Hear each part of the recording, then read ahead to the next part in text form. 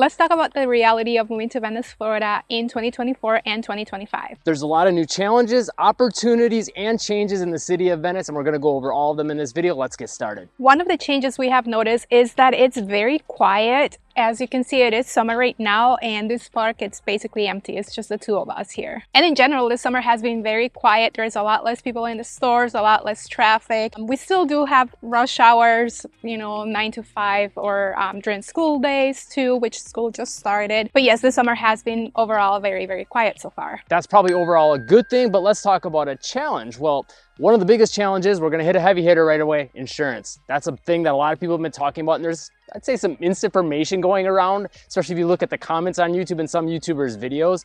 And a lot of people think that you can't get insurance anymore. A lot of people think that your insurance is gonna be a ridiculous price, which, those are both possibilities, but it's gonna depend. And for a lot of people, those aren't issues. You can get insurance. Probably not gonna be as expensive as you might think if you're going based on some of those comments and what some YouTubers are putting out there, because there's a lot of these doom and gloom YouTubers. So it's easy to get caught up in that a little bit. And yes, the reality is that insurance has changed, but don't be afraid by the media or by YouTube videos where people are giving you worst case scenarios, because we are still being able to insure our homes here in Florida. Premiums have gone up as much as we've heard $7,000 depending on the home, but that's very rare because we're still getting homes that are getting insured around the $2,500 mark. But just keep in mind that there are some factors that come into play whenever you're getting your home insured. That's going to depend, on location, the age of the roof, windows, do you have hurricane shutters or not? Are you in a flood zone or not? So all those factors will come into play when you get your home insured. And as far as not being able to get insurance, well, that's going to depend on, the home. Is it a really, really old home? Especially if you have a really old roof, like 15 years or older, a lot of companies just won't insure you.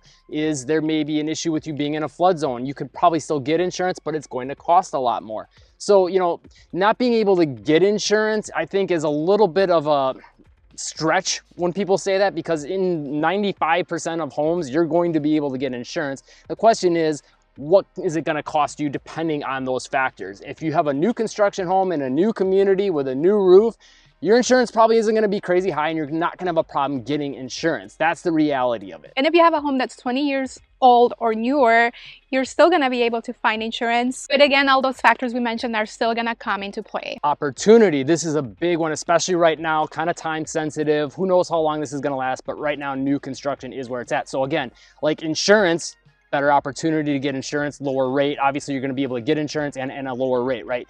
But the opportunity there is builders are getting a little bit more eager to be flexible with buyers on maybe the cost. Maybe they're offering incentives to buy down interest rates, things like that. So you can maybe get a new construction home at a price that's pretty good, and you're going to get an interest rate that's lower. As of right now, September, they're saying it's almost 100% that the Fed's going to start lowering interest rate, and we've already seen that happening with mortgage rates. So if that starts coming down, and you can refinance in a couple of years, plus they buy down the interest rate for the first 2 years, you're going to be sitting pretty on all that. And you get a new construction home with a little bit more peace of mind to go with all that. So, I mean, if you think about that, that's really a big opportunity right now, but who knows how long that's going to last as interest starts coming down and more buyers come into the mix. We'll talk more about the market a little bit later though. And there is a lot of opportunities for new construction home if you're willing to be flexible, whether that would be waiting until the home is actually built. So go under contract and wait until your home is built. Or if you're a little bit flexible, but you do have a timeline in mind that you need to be in Venice by a certain date, there are quick move-ins that you can also get deals on. Okay, let's talk about another challenge: storms, hurricanes. Maybe you heard in Sarasota there was a neighborhood that unexpectedly flooded. There's also been some storms, let's say like Hurricane Ian. You had that come through and a lot of Inglewood got ripped up pretty good, parts of Northport flooded, things like that. So those are things you have to be aware of. Venice, we got hit somewhat hard, but not as bad. But that's why it's really important that you know the area that you're moving to, and that you know that the risk is minimized as much as possible. Obviously, you can't always 100% count on it, because Mother Nature can be crazy.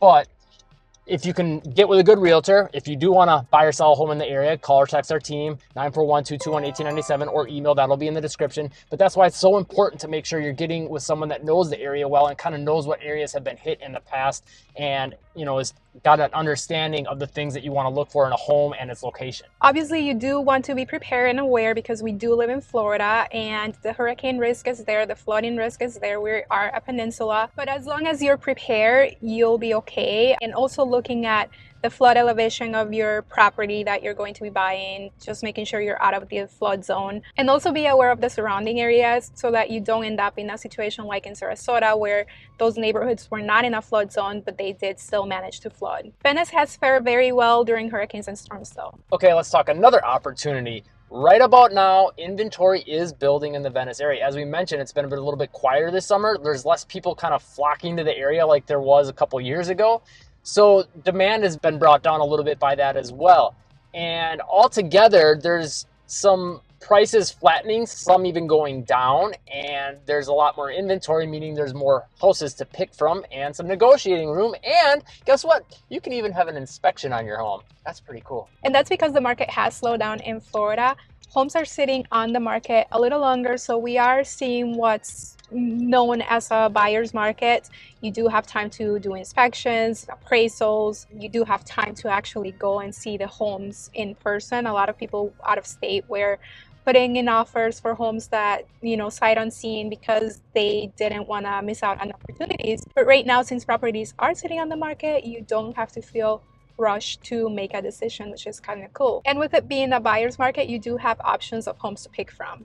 Should we go get food? Let's do it. And obviously a lot of that has to do with interest rates going up. That really, is what's driving some of the demand going down and the inventory going up. It'll be really interesting to see how things play out once interest rates start dropping. Now, we've already seen mortgage interest rates go down, but like when the Fed lowers their interest rates, then it's all but confirmed that, okay, now things are going to continue to come down steadily over the next couple of years. Now, this could have a couple different effects.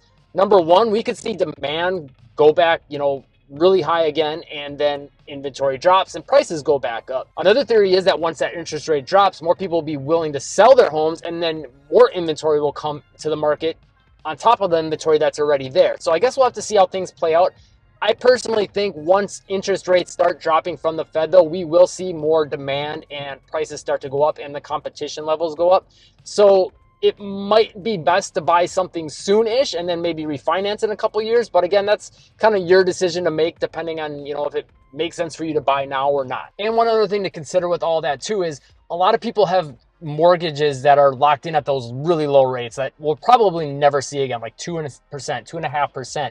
And what you might end up seeing is some people saying, hey, I don't want to get rid of that interest rate, but I do want to move.